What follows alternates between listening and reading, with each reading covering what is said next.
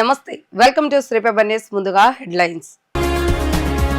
పేదరికం వల్ల ఎవరికి చదువుకోలేని పరిస్థితి రాకూడదన్న ముఖ్యమంత్రి నారా చంద్రబాబు నాయుడు. పేదవాడు ఆకలితో ఉంటే సమాజానికి మంచిది కాదని వ్యాఖ్య. జస్టిస్ మన్మథరావుకు హైకోర్టు ఘన వీడ్కోలు. స్వల్ప వ్యవధిలో 11,972 కేసులు పరిష్కరించారని వెల్లడి. తన జీతాన్ని పిఠాపురం నియోజకవర్గ అభివృద్ధికే ఖర్చు చేయనున్న పవన్ కళ్యాణ్. 42 మంది అనాథ పిల్లలకు ఆర్థిక సహాయం. పేదరికం వల్ల ఎవరికి చదువుకోలేని పరిస్థితి రాకూడదని ఏపీ సీఎం చంద్రబాబు నాయుడు అన్నారు. అన్నదండులు లేక ఎంతో మంది యువత కూలీలుగా మారుతున్నారని ఆయన ఆవేదన వ్యక్తం చేశారు. ఆర్థిక అసమానతలు తగ్గించడమే తమ ప్రభుత్వం యొక్క లక్ష్యమని అన్నారు. పేదవాడు ఆకలితో ఉంటే సమాజానికి మంచిది కాదని, వారి జీవితాల్లో వెలుగులు తెచ్చే వరకు మీతోనే ఉంటారని అన్నారు. 2029 నాటికి పేదరికం లేని సమాజమే తన లక్ష్యమని, ఆర్థిక అసమానతలు తగ్గిస్తానని అన్నారు. అనంతపురం జిల్లాలో హంద్రీనీవా పనులను పరిశీలించిన సీఎం జిల్లాలో ఏర్పాటు చేసిన ప్రజా వేదిక బహిరంగ సభలో సీఎం చంద్రబాబు నాయుడు ప్రసంగించారు. శ్రీ సత్యసాయి జిల్లాకు చెందిన జవాన్ మురళీ నాయక్ వీర మరణం పట్ల సీఎం చంద్రబాబు నాయుడు సభలో 2 నిమిషాల పాటు మౌనం పాటించి సంతాపం ప్రకటించారు. కుటుంబ సభ్యులకు ప్రగాఢ సానుభూతి తెలిపారు. మురళీ నాయక్ కుటుంబానికి తమ ప్రభుత్వం అండగా ఉంటుందని అన్నారు. దేశాన్ని రక్షించగలిగిన సమర్థత ఉన్న నాయకుడు మోడీ ఒక్కరేనని చెప్పారు. మన దేశం ఉగ్రవాదానికి ఎప్పటికీ వ్యతిరేకం. ప్రజాస్వామ్యంలో ఉగ్రవాదానికి స్థానం లేదు.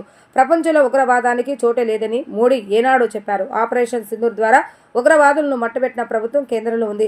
సరిహద్దుల్లో పాకిస్తాన్ కవ్వింపు చర్యలకు పాల్పడుతుంది. దేశానికి సేవ చేసేందుకు యువత సైన్యంలో చేరుతున్నారు. సైన్యానికి మనమంతా అండగా ఉంటూ వారి పోరాటానికి మద్దతు ఇవ్వాలని చంద్రబాబు నాయుడు విజ్ఞప్తి చేశారు.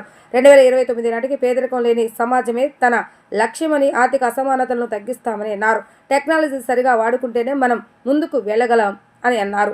సమాజాన్ని ఆసరా చేసుకుని బాగుపడిన వారు ఆలోచించాలని, ఇంకా ఎంతో మంది పేదరికంలో ఉన్నారని చెప్పారు. పేదవాళ్లను పైకి తీసుకొచ్చేందుకు తమ పరిధిలో చేయూత ఇవ్వాలని కోరారు. కింది స్థాయిలో ఉన్న 20% మందికి అండగా నిలుద్దామని చెప్పారు. చాలా మంది దేశ భక్తితో డిఫెన్స్కి వెళ్తున్నారు. మేము కూడా దేశాన్ని కాపాడాలి, నా వంతు బాధ్యతగా నేను కూడా దేశ సేవ చేయాలని చాలామంది ముందుకొచ్చి యువకులైతే ఈ యొక్క రక్షణ శాఖలో చేరుతున్నారు. అందులో చేరిన వ్యక్తుల్లో మన తెలుగు బిడ్డ మురళీ నాయక్ ఈ జిల్లా వాసి. ఆ మురళీ నాయక్ ప్రాణాలు కోల్పోవడం చాలా బాధేస్తుంది. ఈరోజు మీరు చూసినప్పుడు జమ్మూ కాశ్మీర్ సరిహద్దుల్లో పాకిస్తాన్ జరిపిన కాల్పుల్లో మన ఉమ్మడి జిల్లాకు సంబంధించిన వ్యక్తి నిన్న చనిపోయారు. గోరంట్ల మండలం కల్లి తండాకు చెందినటువంటి మురళీ నాయక్ వీర మరణం, దేశం కోసం చనిపోయారు. బాధేస్తుంది. వాళ్ళ తల్లిదండ్రులతో ఇప్పుడే నేను మాట్లాడాను. తల్లి వచ్చి జ్యోతిబాయ్, తండ్రి వచ్చి రామ్ నాయక్. వారికి నా ప్రగాఢ సానుభూతి తెలియజేస్తున్నా. ఈ రాష్ట్రం, ప్రభుత్వం, సమాజం మీకు అండగా ఉంటామని ఈ సభా సమావేశంలో హామీ ఇస్తున్నానని చెప్పి కూడా నేను మీకు తెలియజేసుకుంటున్నాను. ఈరోజు ఎవరైతే సైనికులు ఉన్నారో వారు బార్డర్లో ఉండి అనునిత్యం మన కోసం నిద్రాహారాలు మాని దేశ రక్షణ చేస్తున్నారు కాబట్టి మనం హాయిగా నిద్రపోగలుగుతున్నాం. అలాంటి ఈరోజు మనం చూస్తూ ఉంటే కొన్ని దేశాలు ప్రజాస్వామ్యంలో ప్రపంచంలో ఎక్కడ కూడా హింసకు తావు లేదు. అందరూ కూడా ప్రగతిలో పోటీ పడవలసిన అవసరం ఉంది. దేశాన్ని అభివృద్ధి చేసుకుని ప్రజలకు మెరుగైన జీవన ప్రమాణాలు అందజేయాల్సిన విషయం ఉండాలి. కానీ ఎక్కడికక్కడ కవ్వింపు చర్యలు చేయడం, లేనిపోని సమస్యలు క్రియేట్ చేయడం చాలా బాధేస్తుంది. అయితే ఇలాంటి జరిగినప్పుడు మనం అందరం కూడా అండగా ఉండాలి. దేశభక్తితో ముందుకు పోవాల్సిన అవసరం ఉంది. మన రాష్ట్రంలో ఉండే అన్ని ప్రాంతాలు కూడా అప్రమత్తంగా ఉండాలి. దేశం చేసే పోరాటానికి ప్రతి ఒక్క వ్యక్తి సంఘీభావాన్ని తెలియజేయాలి. అండగా ఉంటామని నినదించి చెప్పాల్సిన అవసరం ఉందని చెప్పి కూడా నేను మీకు తెలియజేస్తున్నాను. అందుకే ఇప్పుడే కేశవ్ గారు అన్నట్టు భారత్ మాతాకి అంటే గట్టిగా జై అని మనమందరం నినదించడమే కాకుండా అండగా ఉండాలని చెప్పి మరొకసారి కోరుతున్నా. భారత్ మాతాకి, భారత్ మాతాకి, భారత్ మాతాకి. అదే సమయంలో ఎవరై చనిపోయారో, వీర మరణం పొందారో వారి కోసం 2 నిమిషాలు మురళీ నాయక్ ఆత్మకు శాంతి కలగాలని కుటుంబ సభ్యులకు ప్రగాఢ సానుభూతి తెలియజేసుకుంటూ 2 నిమిషాలు మౌనం పాటిద్దాం.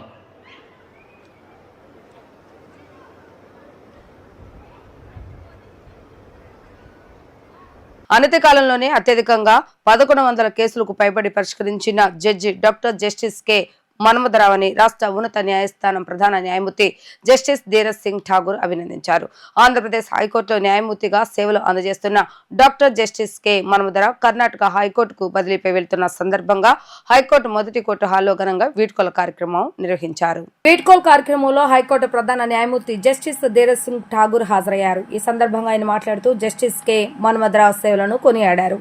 2021 డిసెంబర్ 8న హైకోర్టు జడ్జిగా బాధ్యతలు చేపట్టిన వీరికి న్యాయశాస్త్రము, న్యాయ వృత్తిపై ఎంతో పట్టు, అనుభవం ఉండటమే కాకుండా మంచి కృషి, పట్టుదల, అంకిత భావంతో న్యాయ వ్యవస్థకు గణనీయమైన సేవలు అందజేశారని ప్రశంసించారు. స్నేహశీలి, మర్యాదస్తుడు, కష్టపడి పనిచేసే మనస్తత్వం ఉన్న వీరు పరిపాలన పరంగా పలు కమిటీల్లో సభ్యులుగా కూడా మంచి సేవలను అందజేస్తున్నారన్నారు. 2014లో డాక్టర్ బిఆర్ అంబేద్కర్ జ్ఞాన విజ్ఞాన రత్న అవార్డును పొందిన వీరు న్యాయ వ్యవస్థలోని అన్ని విభాగాల్లో చట్టపరమైన చతురతలో నైపుణ్యాన్ని ప్రదర్శించారని ప్రశంసించారు. కర్ణాటక హైకోర్టుకు బదిలీపై వెళ్తున్న వీరు అంకిత భావం సేవలు అందజేస్తూ కర్ణాటక హైకోర్టు ప్రతిష్టను మరింత ఇనుముడింపజేస్తారని ఆశాభావాన్ని వ్యక్తం చేశారు. కర్ణాటక హైకోర్టుకు బదిలీపై వెళ్తున్న డాక్టర్ జస్టిస్ కె మన్మథరావు మాట్లాడుతూ అందరి సహకారంతో ఎన్నో సంవత్సరాలుగా నిజాయితీ, క్రమశిక్షణ, బలమైన కర్తవ్య భావనతో న్యాయ వ్యవస్థకు గణనీయమైన సేవలు అందచేయటం జరుగుతున్నదని అన్నారు.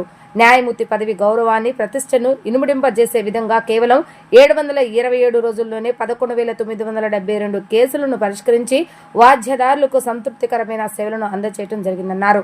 న్యాయం కోసం హైకోర్టును ఆశ్రయించిన వారిని ఎవరిని నిరుత్సాహపరచకుండా ఎన్నో గంటల పాటు వారి వాదనలు ఆలకిస్తూ అలాగే సంతృప్తికర స్థాయిలో వారికి తగిన న్యాయాన్ని అందజేయడం జరిగిందన్నారు.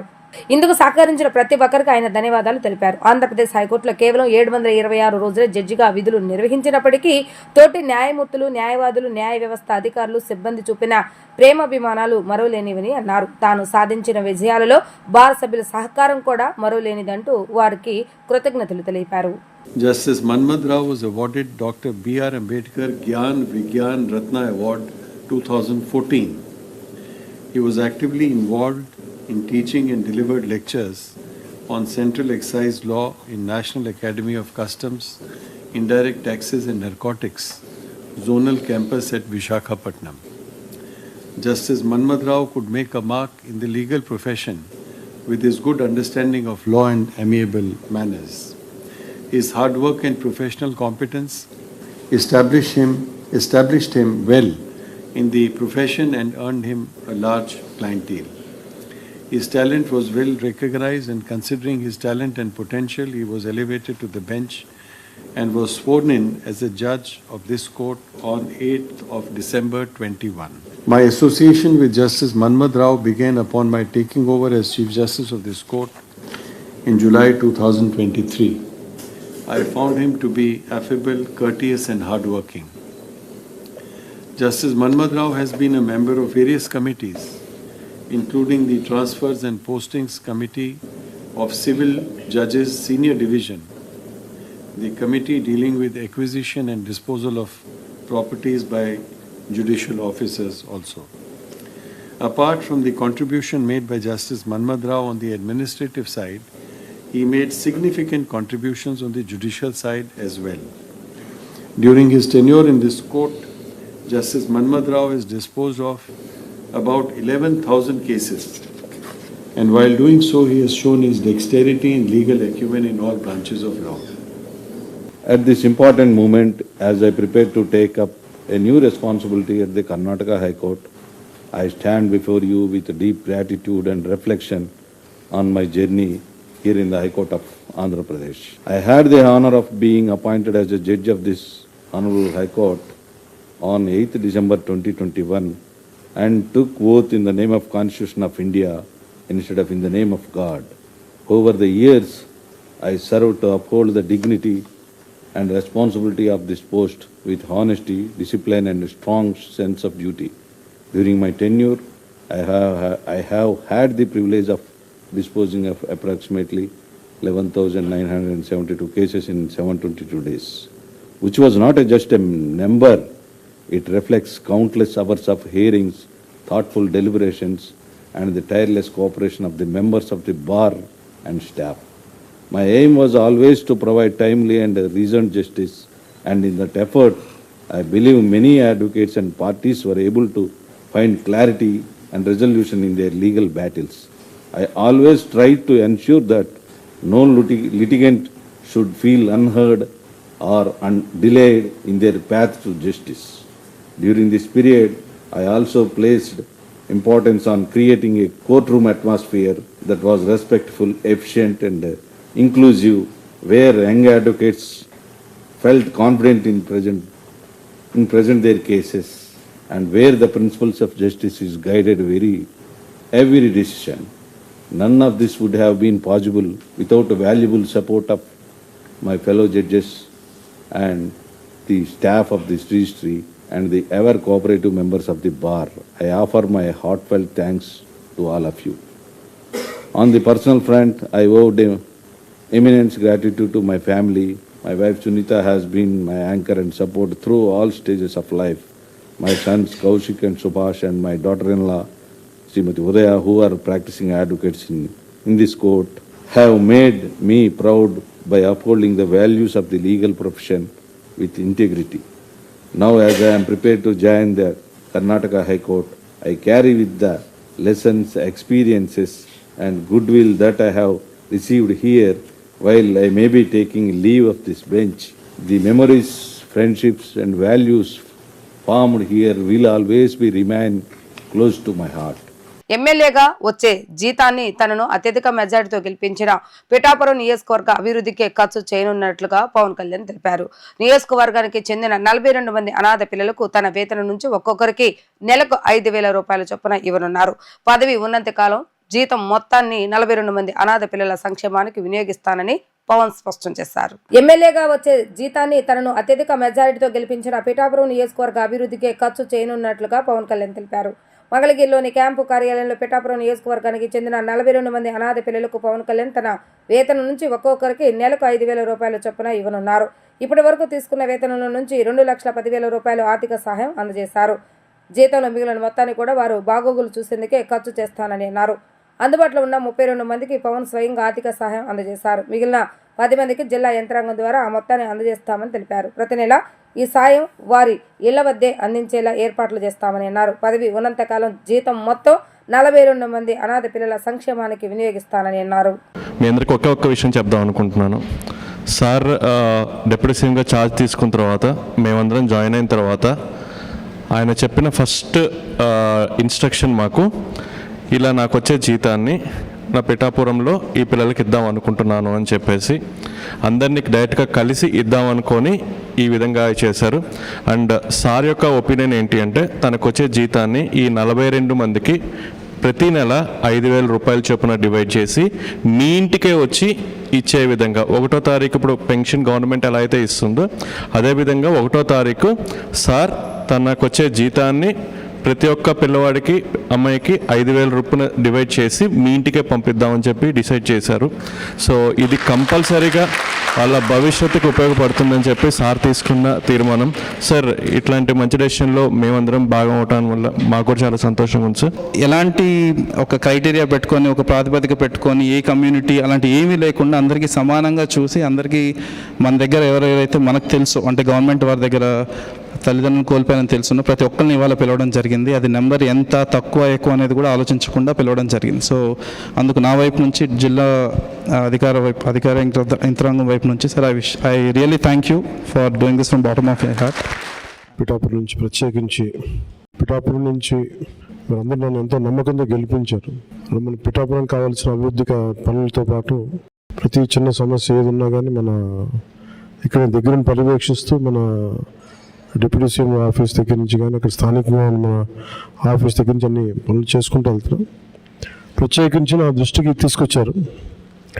దాదాపు 42 మంది ఆర్ఫన్స్ ఉన్నారు, తల్లిదండ్రులు లేని వాళ్ళు, లేదంటే కూర్చోబెట్టి దాంట్లో సగం మంది కనీసం ఎవరు బాధ్యత తీసుకోవడానికి ఎవరు లేరు. దీనికి మనం ఏదైనా చేయాలని షణ్మోహన్ గారు అలాగే కృష్ణతేజ గారు నా దృష్టికి తీసుకొచ్చారు. ఆ రోజు నేను అనుకున్నది ఏంటంటే, ముందుగా నేను ఎమ్మెల్యేగా గెలిచి డిప్యూటీ సీఎం పదవి తీసుకున్నాక, బాధ్యతలు తీసుకున్నాక జీతాలు ఇవన్నీ తీసుకోకూడదని నిర్ణయించుకుంటే అసలు భారం అవ్వకూడదని. కానీ పరిస్థితి ఏమొచ్చిందంటే చాలా మిగతా వాళ్ళందరూ కూడా ఇబ్బంది అవుతూ ఉంది. అందువల్ల అంటే ప్రత్యేకించి నేను తీసుకొని అది ఎవరికి ఖర్చు పెట్టాలి అని అనుకుంటే, నాకు చదువుకుంటున్న మీకు, తల్లిదండ్రులు కుటుంబం ఇవన్నీ దూరమైన మీకు, అది మీ భవిష్యత్తుకి ఏదైనా ఉంటే చాలా చాలా బాగుంటుంది అనేది నాకు అనిపించింది. దాని తగ్గట్టుగా అడుగు వేసాం. సో నాకు వచ్చే జీతంలో మొత్తం ఆ డబ్బంతా ఇట్లా మీ భవిష్యత్తుకి, ఈ పదవి ఉన్నంతకాలం, ఈ ప్రభుత్వం ఉన్నంతకాలం మీరు సంపూర్ణంగా చదువుకునే వరకు నెలకి 5,000 రూపాయలు చొప్పున మీకు అందజేయడం జరుగుతూ ఉంటుంది. ముఖ్యంగా ఇది మీకు ఎంత సహాయపడుతుంది అనేది మీరే చెప్పాలి నాకు. మన ఉన్నతాధికారులు అందరూ ఆలోచించారు. దీంట్లో ఎక్కడ కూడా ఒక కులం కానీ అని పెట్టలేదు. దాంట్లో అన్ని కులాలు ఉన్నారు, అందరూ ఉన్నారు. ఒకరికి నేను ఒక్క కులానికి నేను మాట్లాడాలి ఆ మనస్తత్వం కూడా లేదు నాకు. సో మనస్ఫూర్తి ఇంకోసారి మీ దృష్టికి తీసుకొస్తూ, ప్రత్యేకించి మీ అందరికీ అంటే ఇది పని చేసి సంపాదిస్తున్నాం, ఒక ప్రభుత్వం తరపున పని చేస్తూ దాని నుంచి వచ్చిన జీతం చాలా బాధ్యతగా, నాకు మీరిచ్చిన అధికారాన్ని తిరిగి తద్వారా వచ్చిన డబ్బుని తిరిగి ఏ పిఠాపురం అయితే నన్ను గెలిపించడానికి కారకమైందో అదే పిఠాపురం భవిష్యత్తుకి, మీరందరూ పిఠాపురం భవిష్యత్తు, ఇక్కడ ఉన్న పిల్లలందరూ, సో మీ భవిష్యత్తు కోసం నేను దీన్ని తిరిగి జీతాన్ని ఇచ్చేస్తున్నాను. క్షేత్రస్థాయిలో ప్రజా సమస్యలు తెలుసుకొని వాటిని పరిష్కరించేందుకు గన్నవరం నియోజకవర్గంలో ప్రత్యేక గ్రామ సభలు నిర్వహిస్తున్నట్లుగా ప్రభుత్వ విప్ గన్నవరం ఎమ్మెల్యే ఎర్లగడ్డ వెంకట్రావు తెలిపారు. అభివృద్ధి పరంగా గన్నవరం నియోజకవర్గాన్ని రాష్ట్రంలోనే నెంబర్ 1 స్థానంలో నిలబెడతానని పునరుద్ఘాటించారు. యువతకు ఉద్యోగ ఉపాధి అవకాశాల కల్పనపై ప్రత్యేక దృష్టి సారించినట్లుగా ఆయన పేర్కొన్నారు. కృష్ణా జిల్లా బాపులపాడులోని జిల్లా పరిషత్ ఉన్నత పాఠశాల ఆవరణలో ప్రభుత్వ విప్ ఎమ్మెల్యే ఎర్లగడ్డ వెంకట్రావు ప్రత్యేక గ్రామ సభ నిర్వహించి ప్రజల నుంచి వారి యొక్క సమస్యలపై ఫిర్యాదులు, అర్జీలు, దరఖాస్తులు సేకరించారు. ఈ సందర్భంగా పలు సామాజిక వ్యక్తిగత సమస్యలను వెంకట్రావుకు ప్రజలు విన్నవించగా నిర్దిష్ట గడువులోగా వాటిని పరిష్కరించాలని సంబంధిత అధికారులను ఆయన ఆదేశించారు. ఎంఎన్కే రహదారి నుంచి రంగయ్య అప్పారావుపేట గ్రామానికి వెళ్లే ప్రధాన రహదారి పునర్నిర్మాణ పనులు గత డిసెంబర్లో ప్రారంభించగా మార్చి నెలాఖరులోగా పూర్తి కావాల్సి ఉండగా పనులు నత్తనడక సాగుతున్నాయని, సంబంధిత కాంట్రాక్టర్ బాధ్యతారహితంగా వ్యవహరిస్తున్నారంటూ స్థానికులు ఎమ్మెల్యేకు ఫిర్యాదు చేశారు. అదేవిధంగా ఇదే గ్రామంలో గ్రామ పంచాయతీ కార్యాలయం నిర్మించి 25 సంవత్సరాలు దాటినప్పటికీ ఆ భవనం నిరుపయోగంగా మారిందని, దానిలో ఆరోగ్య ఉప కేంద్రం ఏర్పాటు చేయాలని కోరారు. 5 గ్రామాల ముంపుకు కారణమవుతున్న చేపల చెరువు తవ్వకాన్ని నిలిపివేయాలని కోరారు. బాపులపాడులోని వెంకటేశ్వర స్వామి ఆలయం పక్కనే 100 మీటర్ల సీసీ రోడ్ల నిర్మాణం కోసం స్థానికులు విజ్ఞప్తి చేయగా తక్షణమే పరిశీలించి చర్యలు తీసుకోవాలని ఆదేశించారు. ఈ సందర్భంగా పెద్ద సంఖ్యలో ప్రజలు హాజరై ఎర్లగడ్డకు అర్జీలు అందజేశారు. అనంతరం ఎర్లగడ్డ మాట్లాడుతూ ప్రజల వద్దకే వచ్చి వారి యొక్క సమస్యలను తెలుసుకుని వాటి పరిష్కారానికి చిత్తశుద్ధితో కృషి చేస్తున్నట్లుగా చెప్పారు. అభివృద్ధి పరంగా గన్నవరం నియోజకవర్గాన్ని రాష్ట్రంలోనే నెంబర్ 1 స్థానంలో నిలబెడతానని పునరుద్ఘాటించారు. యువతకు ఉద్యోగ ఉపాధి అవకాశాల కల్పనపై ప్రత్యేక దృష్టి సారించినట్లుగా ఆయన పేర్కొన్నారు. ఇందులో భాగంగా గన్నవరం నియోజకవర్గంలో పెద్ద ఎత్తున పరిశ్రమల స్థాపనకు కృషి చేస్తున్నామని, మరో 2 ఏళ్లలో మల్లవల్లి పారిశ్రామిక వాడలో పూర్తి స్థాయిలో పరిశ్రమలు ఏర్పాటు అవుతాయని ఆయన భరోసా ఇచ్చారు. 50 మీటర్లు లేని నేను గన్నవరం మండలంలో 26 ఐడెంటిఫై చేసి చూపించాను. రోడ్ల మండలంలో 30 ఐడెంటిఫై చూపించాను. ఉంగుటూరు మండలంలో అయితే పొడుగుమాడలో గ్రామ సభ పెట్టాం, అలాగే మానికొండలో పెట్టాం, ఇల్లుపల్లిలో పెట్టాం, మన గన్నవరంలో పెట్టాం, బాపులపల్లిలో పెట్టాం. మీ సమస్యల పరిష్కరించే రాజకీయాల్లో తప్ప పరిపాలన పనిచేయడం రాజకీయాల్లో లేను అని మరోసారి తెలియజేస్తున్నాను. మీ బిడ్డలకు ఉద్యోగాలు వస్తే, మీ బిడ్డలకు ఉపాధి అవకాశాలు కల్పిస్తే మీరే నన్ను గుర్తుపెట్టుకుంటారు తప్ప, నేను Krishna cooperative central bank chairman 1 సంవత్సరం పనిచేస్తే దేశంలో నెంబర్ 1లో పెట్టా, అలాగే ఈ నియోజకవర్గాన్ని పెడతానని చెప్పా. రాజకీయాల్లో ఒడిదుడుకు సహజం, అవన్నీ అసలు లెక్క జమ చేసే మనిషి కాదు. రాబోయే కాలంలో ఈ నియోజకవర్గాన్ని మోడల్ నియోజకవర్గంగా తీర్చిదిద్దుతా. అలాగే మా పార్టీ విషయం గ్రామ సభలో మాడకూడదు, కానీ గ్రామ పార్టీ అధ్యక్షుల్ని మంచిగా ఎన్నుకోవాల్సిందిగా పార్టీ అందరూ కలిసి, జనసేనలు బీజేపీ వాళ్ళ పార్టీ చూసుకుంటారు. ప్రభుత్వానికి ముఖ్యమంత్రిగా ఉన్న ఆయన పార్టీకి అధ్యక్షుడైన తర్వాత గ్రామ పార్టీ అధ్యక్షుడే ఇంపార్టెంట్. మిగతా అన్ని పదవులు మా అన్ని మధ్యలో పదవులు. ఏది గ్రామంలో పార్టీని లీడ్ చేసిన గ్రామ పార్టీ అధ్యక్షుడు, సెక్రటరీ, అట్లాగే గౌరవ ముఖ్యమంత్రి, చంద్రబాబు నాయుడు గారి పార్టీ. మిగతా అంతా మధ్యలో 400 ఊరిని పోస్టులు చెప్పుకుంటూ ఉంటాం. కానీ పార్టీని కాపాడాల్సింది గ్రామాల్లో పార్టీని పటిష్టంగా చూడాల్సిన అవసరం ఉంది. పార్టీ ప్రెసిడెంట్ కూడా ప్రజా సమస్యల మీద పనిచేయాల్సిన అవసరం ఉంది. మీ గ్రీవియన్స్ అడ్రస్ చేయడానికి. అలాగే మొన్న బాపులపాడు రాబోయే కాలంలో బాపులపాడు టౌన్ దిశ మారుతుంది. ఎట్టి పరిస్థితి మన వల్ల ఇండస్ట్రీలు వచ్చిన మరుక్షణం, ఉద్యోగ ఉపాధి అవకాశాలు వచ్చిన మరుక్షణం బాపులపాడులోనే ఉంటారు తప్ప కొంత కొన్ని పల్లెటూరులో రియల్ ఎస్టేట్ వ్యాపారాలు బాగా చేస్తున్నారు.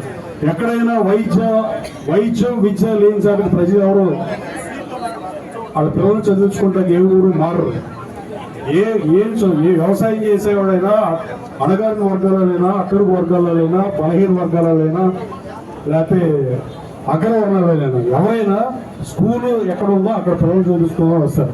రాబోయే కాలంలో బాపులపాడు టౌన్ దిశ మారుతుందని తెలియజేస్తూ దానికోసం పనిచేస్తాను మరోసారి తెలియజేస్తున్నాం. మీ ఊళ్ళో 40 మీటర్లు, 50 మీటర్లు, 30 మీటర్లు, 70 మీటర్లు రోడ్లు లేకపోవడం ఎటుపడితో క్షమారం కాదు. అట్లాంటివి ఉంటే అవి కూడా చెప్పండి, ఎప్పటికే పరిస్థితి. అలాగే రాబోయే కాలంలో ఈ బాపులపాడు మండలంలో అన్ని అంగన్వాడీ బిల్డింగ్స్ కి కాంపౌండ్ వర్క్ కావాలంటే నియోజకవర్గం మొత్తం 2 కోట్ల 1 లక్ష ఉంటే అయిపోతుంది. కానీ 1,51,00,000 డిఎంఎఫ్ ఫండ్ నుంచి తీసుకున్నాం కలెక్టర్తో. ఈ బాపులపాడు మండలంలో ఒక్క తిప్పలకొండ విలేజ్ తప్ప. ఫైర్ సైరన్ హారన్లు, అగ్నిమాపక సిబ్బంది పరుగులతో పడమట్లోని ఎల్ఈపీఎల్ ఐనాక్స్ ప్రాంగణంలో టెన్షన్ వాతావరణం ఏర్పడింది. పొగలు కమ్ముకున్న ఫ్లోర్ నుంచి బాధితులను తీసుకురావడం, అంబులెన్స్ లో తరలించడం హడావుడిగా మారింది. ఏం జరిగిందో తెలియక ఒక్కసారిగా చుట్టుపక్కల ఉన్నవారు భయభ్రాంతులకు గురయ్యారు. ఫైర్ సేఫ్టీలో భాగంగా మాక్ డ్రిల్ నిర్వహిస్తున్నారని తెలియడంతో అంతా ఊపిరి పీల్చుకున్నారు. ఫైర్ సేఫ్టీలో భాగంగా ఎన్టీఆర్ జిల్లా అగ్నిమాపక శాఖ ఆధ్వర్యంలో విజయవాడ పడమట్లోని ఎల్ఈపీఎల్ ఐనాక్స్ ప్రాంగణంలో అవగాహన కార్యక్రమం చేపట్టారు. అగ్ని ప్రమాదం జరిగినప్పుడు ఏ విధంగా అప్రమత్తం అవ్వాలి, ఎలా సురక్షితంగా బయటపడాలి వంటి అంశాలపై బిల్డింగ్ లో ఉన్న ఎల్ఈపీఎల్, ఏసీటీ, షాప్ స్టాఫ్ సిబ్బందికి ప్రమాదం సంభవించినప్పుడు అగ్నిమాపక సిబ్బంది ఏ విధంగా బాధితులను రక్షిస్తారో తెలియజేసేలా మాక్ డ్రిల్ నిర్వహించారు. ఫైర్ ఇంజిన్ సౌండ్ల సిబ్బంది, అగ్నిమాపక సిబ్బంది పరుగులు, అధికారుల అరుపులు, అంబులెన్స్ లో మోతలతో మాల్ ప్రాంగణం నందు మారుమోగింది. ఏం జరుగుతుందో తెలియక చుట్టుపక్కల వారు, వాహనదారులు టెన్షన్ పడ్డారు. అయితే ఫైర్ సేఫ్టీలో భాగంగా మాక్ డ్రిల్ అని తెలియడంతో ఊపిరి పీల్చుకున్నారు. ఈ సందర్భంగా గ్యాస్ బండ నుంచి మంటలు వ్యాప్తి చెందినప్పుడు ఏ విధంగా అదుపు చేయాలి అన్నది ప్రదర్శించారు. ఈ సందర్భంగా జిల్లా అగ్నిమాపక శాఖ అధికారి శంకర్రావు మాట్లాడుతూ ఫైర్ యాక్సిడెంట్లు జరిగినప్పుడు ఏ విధంగా అప్రమత్తమై సురక్షితంగా బయటపడాలన్న విషయాన్ని అందరూ తెలుసుకోవాల్సిన అవసరం ఉందని అన్నారు. ఫైర్ సేఫ్టీలో భాగంగా జిల్లా వ్యాప్తంగా ఇటువంటి అవగాహన కార్యక్రమాలు చేపడుతున్నామని వెల్లడించారు. అనంతరం అధికారి నరేష్ మాట్లాడుతూ సినిమా చూసేవారు అగ్ని ప్రమాదం సంభవించినప్పుడు అప్రమత్తంగా ఉండరని, వారిలో అవగాహన పెంపొందించేందుకే ఈ కార్యక్రమం చేపట్టడం జరిగిందని అన్నారు. ప్రమాదాలు సంభవించినప్పుడు ఫైర్ డిపార్ట్మెంట్ కు సమాచారం అందిస్తే వెంటనే సంఘటనా స్థలానికి చేరుకొని మంటలను అదుపు చేయడంతో పాటు బాధితులను రక్షిస్తామని చెప్పారు.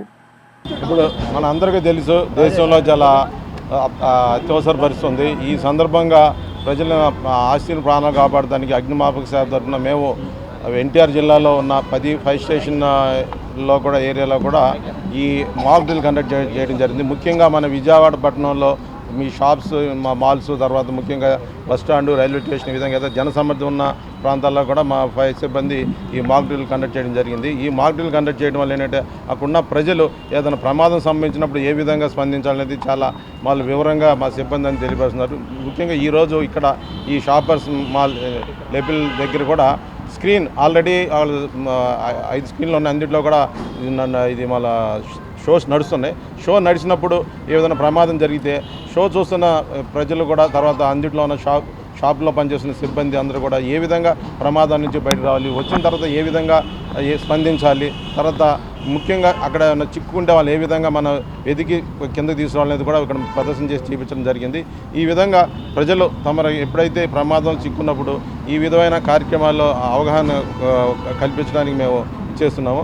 అందులో ఇప్పుడున్న సిచ్యువేషన్ కూడా మీ అందరికీ తెలుసు. దేశంలో ఉన్న emergency situation, government of India directions ప్రకారం ఈరోజు ఎల్ఈపీఎల్ మాల్ని మనం పబ్లిక్ గ్యాదర్ అయ్యే ప్లేస్ కాబట్టి ఏదైనా ఇన్సిడెంట్ అంటూ వాటి ఇన్సిడెంట్ జరిగిద్దని చెప్పేసి ఈరోజు మనం ఇక్కడ మాక్ డ్రిల్ కండక్ట్ చేయడం జరిగింది.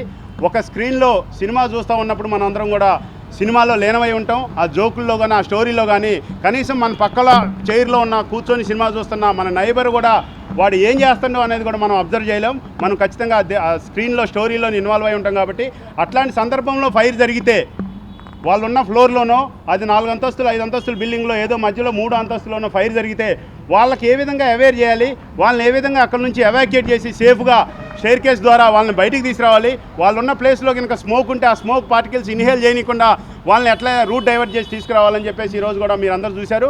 లైవ్ మాక్ డ్రిల్ మనం చేయడం జరిగింది.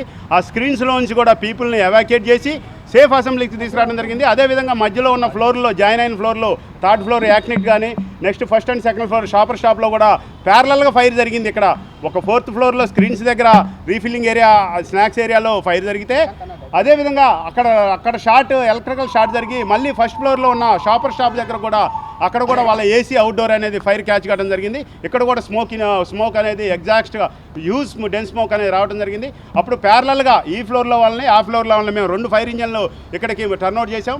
మా డిస్ట్రిక్ట్ ఆఫీసర్ గారు శంకరరావు గారి నేతృత్వంలో మేము 2 కూడా 3 టీములుగా డివైడ్ అయ్యి ఒకటి సెర్చ్ అండ్ రెస్క్యూ టీము, ఒకటి ఫైర్ ఫైటింగ్ టీము, ఒకటేమో రూట్ క్లియరెన్స్ చేసుకునే టీములుగా 3 టీములుగా డివైడ్ అయ్యి ఈరోజు కూడా ఆ 4th ఫ్లోర్ నుంచి మీరు అందరూ చూశారు ఏ విధంగా వాళ్ళని ఎవాక్యుయేట్ చేసామని. దయచేసి మీడియా మిత్రులకు మేము కూడా తెలియపరిచేది, మేము అప్పీల్ చేసుకునేది కూడా ఏంటంటే ఎవాక్యుయేషన్ని ఖచ్చితంగా కూడా మీరు పబ్లిక్కి కుదిరినంత వీలైనంత చేర్చాలని మా మనవి. ప్రభుత్వ విప్ సెంట్రల్ శాసనసభ్యులు బోండా ఉమామేశ్వర చిన్న కుమారుడైన తెలుగుదేశం పార్టీ యువ నాయకుడు ప్రముఖ న్యాయవాది బోండా రవితేజ పుట్టినరోజు వేడుకలు 59వ డివిజన్ మైనార్టీ సెల్ నాయకుడు ఎస్జి సలం ఆధ్వర్యంలో ఘనంగా నిర్వహించారు. గంగానమ్మ గుడి సెంటర్లో ఈ సందర్భంగా వందలాది మందికి మజ్జిగ పంపిణీ చేశారు. ఈ కార్యక్రమంలో 59వ division party incharge Sheikh Janvali, అధ్యక్షుడు బంగానాయుడు, బీసీ సెల్ జిల్లా నాయకులు మరకా శ్రీనివాసరావు, స్థానిక నాయకులు మద్దల మహేష్, బాజీ, వల్లి, శ్రీనుబాబు, ఈశ్వర్ తదితరులు పాల్గొని పాదచారులకు వాహనదారులకు వేసవిలో దాహార్తిని తీర్చే విధంగా మజ్జిగ పంపిణీ చేశారు. ఈ సందర్భంగా కార్యక్రమ నిర్వాహకుడు సలం మాట్లాడుతూ యువ నాయకుడు బొండా రవితేజ పుట్టినరోజు సందర్భంగా వేసవిలో ప్రజల దాహార్తి తీర్చేందుకు మజ్జిగ పంపిణీ చేస్తున్నట్లుగా వివరించారు. రవితేజ ఆయుర ఆరోగ్యాలతో నిండు నూరేళ్లు ఉండాలని బొండా ఉమామేశ్వర నాయకత్వంలో సెంట్రల్ నియోజకవర్గం అభివృద్ధి చెందే నియోజకవర్గముగా ఉండాలని ఆకాంక్షించారు. మా బోండమ్మ గారి రవితేజ బాబు గారి పుట్టినరోజు వల్ల గంగాలమ్మ గుడి సెంటర్లో మజ్జిగ ప్రయాణం చేయండి. మా రవితేజ గారు నిండు ఆరోగ్యంతో బోండమ్మ గారు వర్ధిల్లాలి, నాయకత్వం వర్ధిల్లాలి. ఆరోగ్య పరిరక్షణపై ప్రతి ఒక్కరూ దృష్టి సారించాలని మాజీ ఎమ్మెల్యే వైఎస్ఆర్సీపీ నాయకుడు మల్లాది విష్ణు అన్నారు. నేటి ప్రస్తుత ఒత్తిడితో కూడుకున్న జీవన శైలి నేపథ్యంలో ప్రతి ఒక్కరూ అనేక అనారోగ్యాలకు గురవుతున్నారని చెప్పారు. వైఎస్ఆర్సీపీ ప్రభుత్వ హయాంలో ఆరోగ్యశ్రీ పథకం ద్వారా పేదల ఆరోగ్య సంక్షేమానికి పెద్దపీట వేశామని అన్నారు. ప్రస్తుత ప్రభుత్వం సైతం ప్రజా ఆరోగ్య పరిరక్షణపై దృష్టి సారించాలని అన్నారు. స్వచ్ఛంద సంస్థలు, సమాజ సేవా తత్పరులు ఏర్పాటు చేసే ఉచిత వైద్య శిబిరాలను సైతం ప్రజలు సద్వినియోగం చేసుకుని ఉచిత వైద్య సేవలను అందుబాటులోకి తీసుకొని రావాలని అన్నారు. మధురానగర్ నేతాజీ రోడ్ లో చాంద్ ఈవెంట్స్ నిర్వాహకుడు షేక్ చాంద్ బాషా పుట్టినరోజు పురస్కరించుకుని మల్లాది విష్ణు యూత్, ఎస్కే బాబు ఫ్రెండ్స్ సర్కిల్ ఆధ్వర్యంలో ఉచిత మెగా వైద్య శిబిరాన్ని నిర్వహించారు. ఈ వైద్య శిబిరాన్ని మాజీ ఎమ్మెల్యే మల్లాది విష్ణు ప్రారంభించారు. వైద్య శిబిరంలో వివిధ హాస్పిటల్ సౌజన్యంతో అందిస్తున్న వైద్య సేవలను పరిశీలించారు. ఈ సందర్భంగా మల్లాది విష్ణు మాట్లాడుతూ పేదలకు ఉచిత వైద్య సేవలు అందించాలన్న సదుద్దేశంతో కార్పొరేట్ వైద్యశాలలకు చెందిన వైద్యులతో ఉచిత వైద్య శిబిరాన్ని ఏర్పాటు చేయడం అభినందించదగ్గ విషయమని అన్నారు. వైద్య సేవలను ప్రతి ఒక్కరూ సద్వినియోగం చేసుకోవాలని సూచించారు. సంధ్య కంటి hospital, omega hospital trust, Anil neuro centre తదితర హాస్పిటల్కు చెందిన వైద్య సిబ్బంది సాధారణ వ్యాధులతో పాటుగా గుండె సంబంధిత వ్యాధులు, నరాల సంబంధిత వ్యాధులకు ఉచిత వైద్య పరీక్షలు నిర్వహించారు. ఈ సందర్భంగా మజ్జిగ పంపిణీ కార్యక్రమాన్ని ఏర్పాటు చేశారు. మధురానగర్లో మా అందరికీ ఆప్తుడు చాంద్ బాషా జన్మదినోత్సవం ఈరోజు. దాన్ని పురస్కరించుకుని ఒక మంచి ఆలోచన చేశాడు, మెడికల్ క్యాంపు పెట్టడం. ఈ మెడికల్ క్యాంపులో కీలకమైనటువంటి అంశాలు బీపీ, షుగర్ టెస్ట్ చేయడం, అలాగే మోకాళ్ళకు సంబంధించినటువంటి టెస్టులు చేసుకోవడం, జనరల్ ఫిజిషియన్స్తో పాటు ఒమేగా హాస్పిటల్, సంధ్య హాస్పిటల్, అలాగే కామినేని హాస్పిటల్, ఇలా ప్రముఖ హాస్పిటల్స్ సంబంధించినటువంటి డాక్టర్లందరూ కూడా ఈరోజు ఈ సందర్భంగా ఈ ప్రాంత ప్రజలకి సేవ చేస్తూ, అంటే ఆరోగ్యం ప్రతి ఒక్కరు కూడా జాగ్రత్త వహించాల్సిన అవసరం. సంవత్సరానికి ఒకసారి పరీక్షలు చేయించుకోవాలి, ఉన్నటువంటిది ఎప్పటికప్పుడు గమనించుకుంటూ ఉండాలి శరీరంలో వచ్చినటువంటి మార్పుల్ని. పని ఒత్తిడి మూలంగా అశ్రద్ధ వహిస్తూ ఇలాంటి కార్యక్రమాల్ని వాయిదా వేసుకునేటటువంటి సందర్భంలో ఈ ప్రాంతంలో నా జన్మదినోత్సవం సందర్భంగా ప్రజలకు సేవ చేయాలనే ఉద్దేశంతో చాంద్ బాషాతో పాటు బాబు కానీ ఇతర ఈ ప్రాంతంలో అందరూ కూడా కలిసి ఒక మంచి కార్యక్రమాన్ని తీసుకున్నారు. ఇందులో చెప్పుకోదగ్గది ఏంటంటే ఒమేగా హాస్పిటల్ వాళ్ళు క్యాన్సర్కి సంబంధించినటువంటి టెస్టులు వాళ్ళు స్వయంగా మహిళల్ని పరీక్షలు చేస్తూ, ఎందుకంటే ఈ పరీక్షల్లోనే అనేక విషయాలు బయటపడుతుంటాయి. హార్ట్కి సంబంధించి కానీ, క్యాన్సర్ సంబంధించి కానీ, ఇలాంటి వారందరూ కూడా ఈ టెస్టుల ద్వారా ఆరోగ్యాన్ని జాగ్రత్తగా చూసుకుని వాళ్ళ జీవన శైలిని మార్పులు చేసుకుంటూ అందరికీ కుటుంబ సభ్యులందరికీ కూడా ఉపయోగకరంగా ఉండాలి. సెంట్రల్ నియోజకవర్గ తెలుగుదేశం పార్టీ కార్యాలయం వద్ద తెలుగుదేశం పార్టీ యువ నాయకుడు ఎమ్మెల్యే బొండా ఉమామహేశ్వరరావు చిన్న కుమారుడు బొండా రవితేజ జన్మదినోత్సవ వేడుకలు ఘనంగా నిర్వహించారు. టీడీపీ పార్టీ శ్రేణులైన అభిమానుల సమక్షంలో రవితేజ కేకును కోశారు. అనంతరం బొండా రవితేజకు పలువురు పుట్టినరోజు శుభాకాంక్షలు తెలియజేశారు. సింగనగర్లోని సెంట్రల్ నియోజకవర్గ తెలుగుదేశం పార్టీ కార్యాలయం వద్ద ప్రభుత్వ విప్ సెంట్రల్ నియోజకవర్గ శాసనసభ్యులు బొండా ఉమామహేశ్వరరావు చిన్న కుమారుడు తెలుగుదేశం పార్టీ యువ నాయకులు ప్రముఖ న్యాయవాది బొండా రవితేజ జన్మదిన వేడుకలు ఘనంగా నిర్వహించారు. ముందుగా కేక్ కట్ చేసి అనంతరం పార్టీ కార్యకర్తలకు, నాయకులకు, స్థానిక ప్రజానికానికి మిఠాయిలు పంచగా పెద్ద ఎత్తున హాజరైనటువంటి కార్యకర్తలు, అభిమానులు బొండా రవితేజకు సాల్వా కప్పి కేక్ తినిపించి పెద్ద ఎత్తున సంబరాలు చేసుకున్నారు. ఈ సందర్భంగా బొండా ఉమా మాట్లాడుతూ రవితేజ చిన్ననాటి నుంచే సామాజిక చైతన్యంతో ప్రజలకు ఉపయోగపడే ఎటువంటి మంచి కార్యక్రమాలు చేసుకుంటూ ఈ సందర్భంగా బొండా ఉమా మాట్లాడుతూ రవితేజ చిన్ననాటి నుంచి సామాజిక చైతన్యంతో ప్రజలకు ఉపయోగపడే ఇటువంటి మంచి కార్యక్రమాలు చేసుకుంటూ ముందుకు సాగుతున్నటువంటి వ్యక్తి అని అన్నాడు. నా కుమారుడుగానే కాకుండా అతను అనేక కార్యక్రమాలు, సేవా కార్యక్రమాలు, స్వచ్ఛంద కార్యక్రమాలు నిర్వహిస్తూ పెద్ద కుమారుడు సిద్ధార్థతో కలిసి కార్యకర్తలకు అండదండగా ఉంటూ వారి యొక్క సమస్యలు పరిష్కారం చేసి కార్యకర్తలకు అండగా నిలుస్తున్నటువంటి వ్యక్తి రవితేజ సిద్ధార్థ అని చెప్పారు. నియోజకవర్గ పార్టీ నాయకత్వంతో ఎప్పటికప్పుడు వీరిద్దరూ సమన్వయం చేసుకుంటూ సోషల్ మీడియాను కూడా పెద్ద ఎత్తున ముందుకు తీసుకొని పోతున్నటువంటి వ్యక్తులని రవితేజ భవిష్యత్తులో మరింత ఉన్నత స్థాయికి ఎదగాలని కార్యకర్తలకు, నాయకులకు వారి పూర్తి తోడ్పాటును అందజేసినందుకు భవిష్యత్తులో పార్టీ మరింత బలంగా మారేందుకు ప్రభుత్వం నుండి ప్రజలకు అందజేయవలసినటువంటి పథకాలను నిత్యం ప్రజలకు తెలియజేస్తూ ఈ ప్రాంత అభివృద్ధికి కూడా వీరిద్దరు ఎంతో సహాయ సహకారాలు అందజేస్తున్నారని అన్నారు.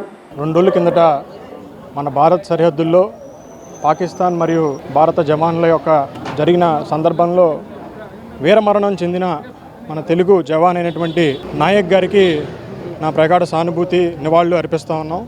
ఆ భగవంతుడు వాళ్ళ కుటుంబానికి ధైర్యాన్ని, ప్రేమను అందించాలని చెప్పి మనస్ఫూర్తిగా కోరుకుంటా ఉన్నాను. మరి ఈరోజు నా పుట్టినరోజు సందర్భంగా విజయవాడ సెంట్రల్ నియోజకవర్గ తెలుగుదేశం పార్టీ కార్యాలయం నందు స్థానిక శాసనసభ్యులు మా తండ్రి బొండా ఉమామహేశ్వరరావు గారు, అదేవిధంగా నియోజకవర్గ నాయకులు, కార్యకర్తలు, కుటుంబ సభ్యులు అందరి సమక్షంలో నా జన్మదిన వేడుకల్ని ఇక్కడ ఘనంగా ఏర్పాటు చేయడం అనేది చాలా సంతోషకరం. మీరు చూపించే ప్రేమకి ఎప్పుడూ కూడా నేను శిరస్సు వరిస్తానని కూడా ఈ సందర్భంగా మీ అందరికీ గుర్తు చేస్తూ ఉన్నాను. అదే కాకుండా తెలుగుదేశం పార్టీలో ఇదొక మంచి సంస్కృతి. మా నాయకుడు నారా చంద్రబాబు నాయుడు గారి పుట్టినరోజు అయినా సరే, లోకేష్ గారి పుట్టినరోజు అయినా సరే, ఉమా గారి పుట్టినరోజు అయినా సరే, మన నియోజకవర్గ స్థాయిలో నాయకులు, కార్యకర్తలు పుట్టినరోజు అయితే బడుగు బలహీన వర్గాలకి, పేదలకి, అందరికీ కూడా ఉపయోగపడే కార్యక్రమాలు చేస్తూ విద్యార్థులకి పుస్తకాలు అయితే కానివ్వండి, వికలాంగులకి ఏదైతే వాళ్ళకి అవసరమైన వస్తువులను అందించడం అనేది ఇది ఒక సంస్కృతి. మరి అలాంటి సంస్కృతిలో భాగంగా 21 డివిజన్లో కూడా అనేక సేవా కార్యక్రమాలు నిర్వహిస్తున్న ప్రతి ఒక్క బొండా ఉమా గారి అభిమానులకి, మా అభిమానులకి, తెలుగుదేశం పార్టీ కార్యకర్తలందరికీ కూడా నా హృదయపూర్వక ధన్యవాదాలు తెలియజేసుకుంటా ఉన్నాను. అంతేకాకుండా మీకు ఇలా సేవ చేసుకునే అదృష్టం నాకు ఆ భగవంతుడు రాను రోజుల్లో మరెన్నో సంవత్సరాలు ఇవ్వాలని చెప్పి, మీకు ఎప్పుడు కూడా మేము అండదండ ఉంటామని చెప్పి, మీ ప్రేమ కూడా మాకు ఎప్పుడు కూడా ఉండాలని చెప్పి మనస్ఫూర్తిగా కోరుకుంటూ ఇక్కడికి విచ్చేసిన ప్రతి ఒక్కరికి కూడా నా హృదయపూర్వక ధన్యవాదాలు తెలియజేసుకుంటా ఉన్నాను. జై హింద్. జమ్మూ కాశ్మీర్లోని పహల్గాంలో జరిగిన ఉగ్రదాడిలో ప్రాణాలు కోల్పోయిన వారి ఆత్మ శాంతి కాంక్షిస్తూ ఆపరేషన్ సింధూర్ విజయవంతం జరగాలని ఆకాంక్షిస్తూ గుణదల పడవల రేవు సెంటర్లోని కోదండ రామాలయంలో హనుమాన్ చాలీసా, గోవింద నామార్చన పారాయణం నిర్వహించారు. స్థానిక పెద్దల శివాజీ నేతృత్వంలో జరిగిన ఈ పూజా కార్యక్రమాల్లో పెద్ద సంఖ్యలో మహిళలు పాల్గొని భారతమాతకి జై అంటూ నినాదాలు చేశారు. భారతమాత చిత్రపటాన్ని, జాతీయ జెండాలను ఉంచి ఉగ్రదాడిలో అమరులైన వారికి నివాళులర్పించారు. ఈ సందర్భంగా కార్యక్రమ నిర్వాహకులు శివాజీ మాట్లాడుతూ జమ్మూ కాశ్మీర్లో జరిగిన ఉగ్రదాడిలో అమాయక ప్రజలు ప్రాణాలు కోల్పోయారని అన్నారు. ప్రాణాలు కోల్పోయిన వారి యొక్క ఆత్మ శాంతి కాంక్షిస్తూ ఉగ్రవాదంపై భారతదేశం సాగిస్తున్న పోరు విజయవంతం కావాలని కోరుతూ హనుమాన్ చాలీసా, గోవింద నామార్చన పారాయణాన్ని నిర్వహిస్తున్నట్లుగా వారు వివరించారు. భారతదేశం శాంతి కోసం, అమరులైన వారి కోసం ఈ రోజు హనుమాన్ చాలీసా పారాయణ పూజ జరుగుతున్నది. గత 14 సంవత్సరాల నుంచి కూడా హనుమ జయంతి పారాయణం జరుగుతూ ఉన్నది. హనుమ జయంతి సందర్భంగా పారాయణం జరుగుతూ ఉన్నది. గత పునఃప్రతిష్ఠ దగ్గర నుంచి కూడా హనుమ జయంతి ఉత్సవాలు ఈ విధంగానే జరుగుతూ ఉన్నవి. ఈ రోజు ప్రత్యేకంగా అమరులైనటువంటి వారి ఆత్మశాంతి కోసం జయంతి ఉత్సవం పూజా కార్యక్రమం జరుగుతూ ఉన్నది. ఈ రోజు మన పుల్వామాలో అమరులైన భారతీయుల కోసం, ఈ మన ముస్కర్ల మీద యుద్ధం చేస్తున్న మన సైనికుల కోసం హనుమాన్ చాలీసా పారాయణం ఈ రోజు మన కోదండ రామాలయంలో పెట్టడం జరిగింది. అంతా శుభం జరగాలని, మన భారతీయులు మీద జరిగిన దాడికి ప్రతీకారంగా ముస్కర్లని మట్టు పెట్టాలని ప్రార్థిస్తూ జై శ్రీరామ్, జై బజరంగ్. వార్తలు ముగించే ముందు హెడ్లైన్స్ మరొక్కసారి. పేదరికం వల్ల ఎవరికీ చదువుకోలేని పరిస్థితి రాకూడదన్న ముఖ్యమంత్రి నారా చంద్రబాబు నాయుడు. పేదవాడు ఆకలితో ఉంటే సమాజానికి మంచిది కాదని వ్యాఖ్య. జస్టిస్ మన్మథరావుకు హైకోర్టు ఘన వీడ్కోలు. స్వల్ప వ్యవధిలో 11,972 కేసులు పరిష్కరించారని వెల్లడి. తన జీతాన్ని పిఠాపురం నియోజకవర్గ అభివృద్ధికే ఖర్చు చేయనున్న పవన్ కళ్యాణ్. 42 మంది అనాథ పిల్లలకు ఆర్థిక సహాయం. ఇవి ఈ రోజు వార్తా విశేషాలు. మరలా తిరిగి ప్రసారమయ్యే వార్తలు మళ్ళీ కలుద్దాం. అంతవరకు సెలవు. నమస్కారం.